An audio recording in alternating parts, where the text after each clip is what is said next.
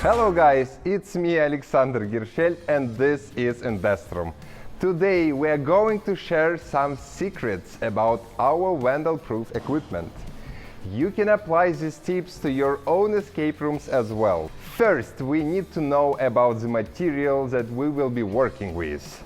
Foreign polystyrene, it is common used material for various decorations in escape rooms. It's a gas-filled material obtained from polystyrene. Foam polystyrene is a lightweight substance which can be easily cut into required form.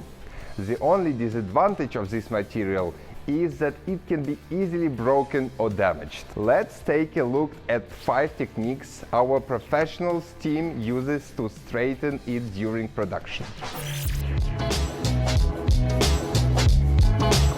First is the papier-mâché technique. It's a very old technique, but it's still the best and easiest method to make custom forms. All you need is a PVA glue, craft paper sheets and a brush.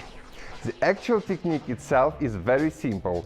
Take the brush and dip it into the glue. Now take a paper sheet and smear the glue all over the paper.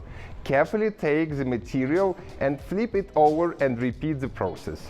Before placing it into desired place, smear the foam with glue as well. Then take your brush and smear the glue all over the paper one last more time. Repeat it in 2-3 layers and allow it to dry for about 24 hours in a warm environment.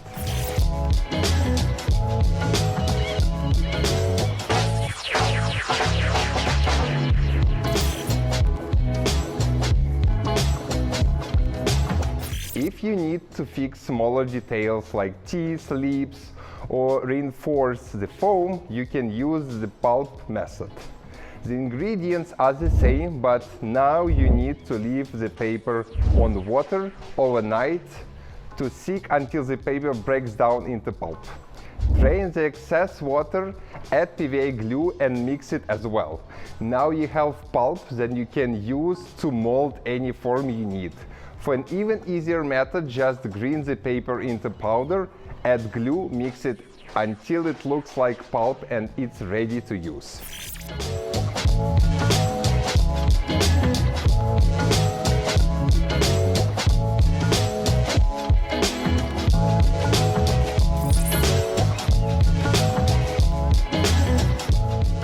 You can also use the Lena technique, which is quite similar to papier-mâché.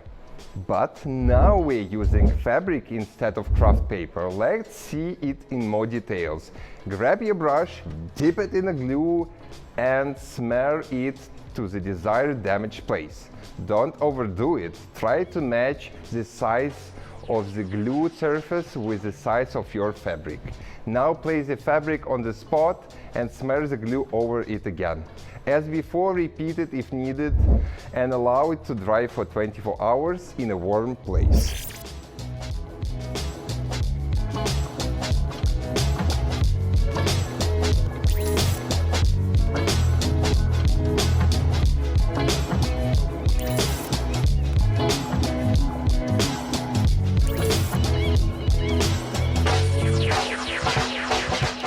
For our next method, we need to have more specific ingredients, but the result will surprise you.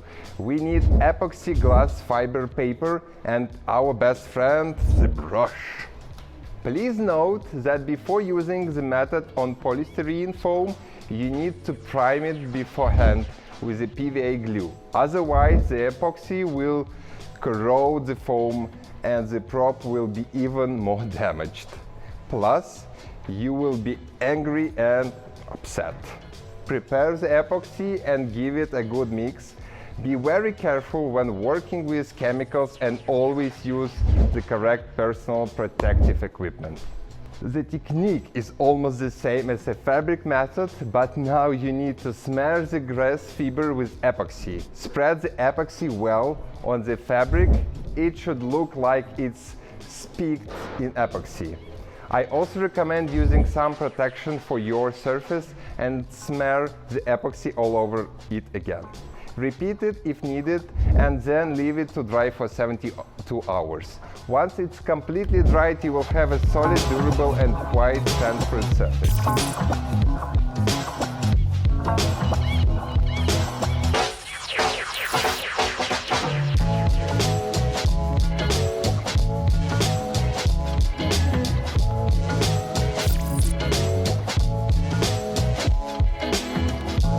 Let's move on to our final method using a warbler sheet.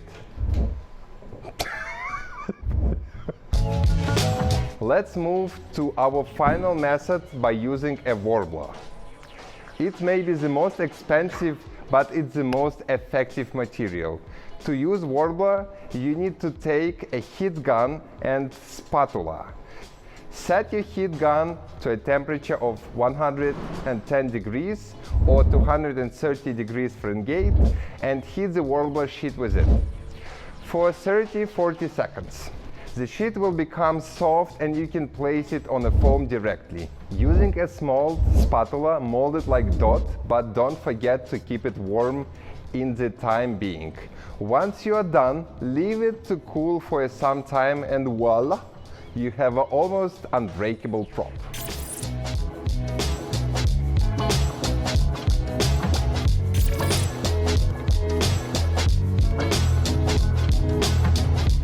I can hear you asking, but how could you be so sure about that? Well, that's because our team tests each prop's durability in every possible way.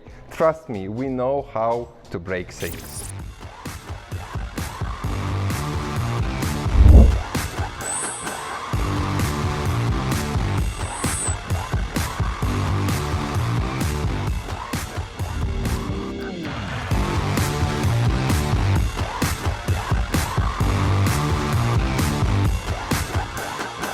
After applying any of these methods, you can paint the fixed part and the prop will look like new.